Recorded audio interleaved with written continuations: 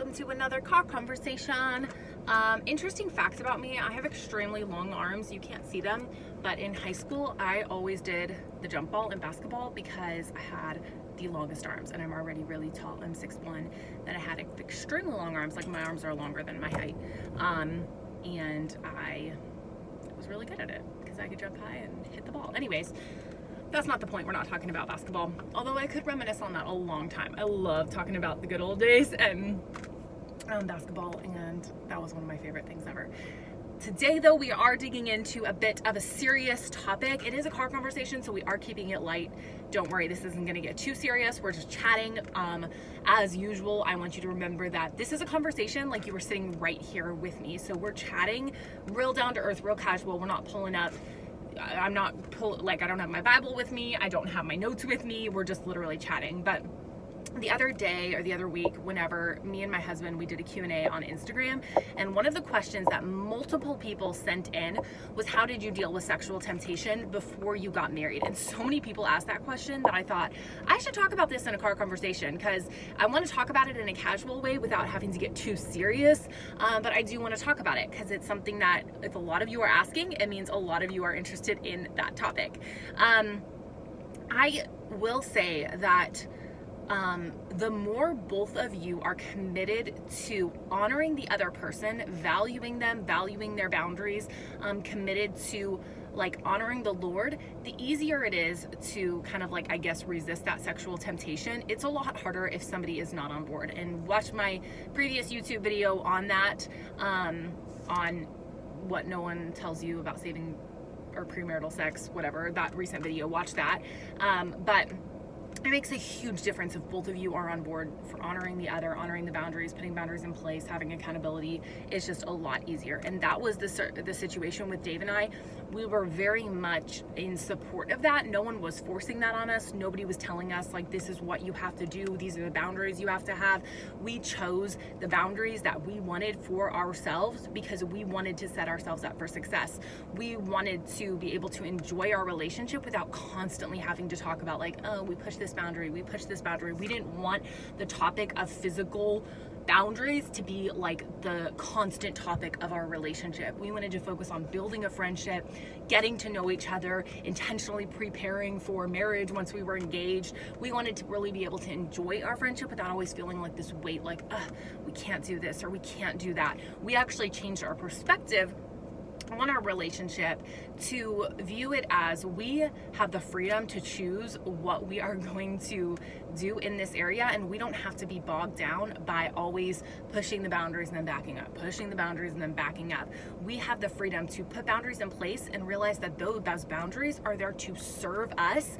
We're not there to serve them. They're here to serve us so that we can freely live in this relationship the way that we want to, which is to honor each other, honor God's word, honor God's design in saving sex for marriage. We can honor the commitments that each of us have made, honor each other's convictions, and these boundaries actually serve us and enable us to live freely in those convictions. So you don't view boundaries as a bad thing.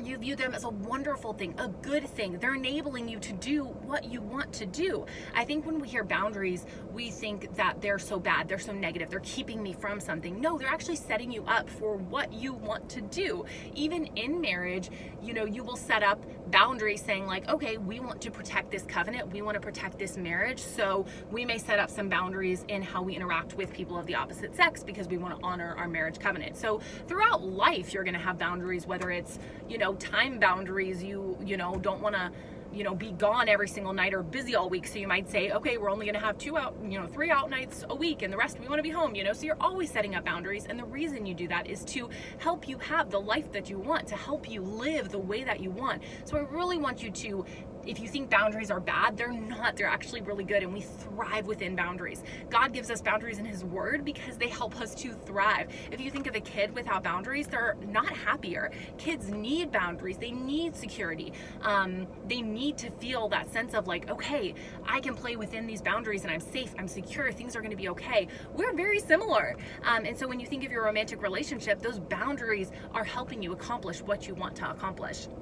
sexual temptation is definitely a thing, and I think we need to start first of all with the heart. Where is your heart in all of this?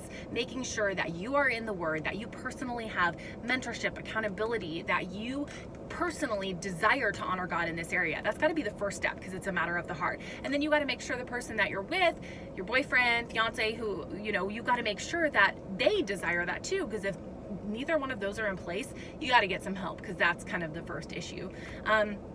And so for Dave and I, in our relationship with concerning like sexual temptation, we really put in some boundaries that some of you might be like, oh my gosh, that's so extreme, or that's so weird, or why would you do that? And the reason we did it is because we were trying to set ourselves up for success. We wanted to enjoy the relationship, like I said, without being bogged down with these constant conversations about physical boundaries. And so we put in boundaries that helped us to thrive and helped us to get to marriage without looking back saying, we bent all these, kind of like snuck around all these rules. Like, that wasn't our heart. We set up the boundaries to help us, and our heart was to honor each other, and we knew the boundaries were there to serve us.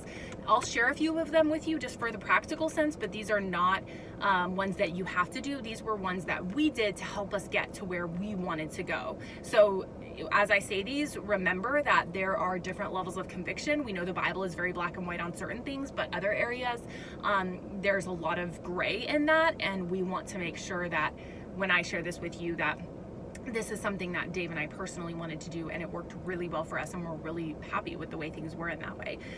Something that we decided to do is that we decided dating and engagement that we were not going to touch in the car.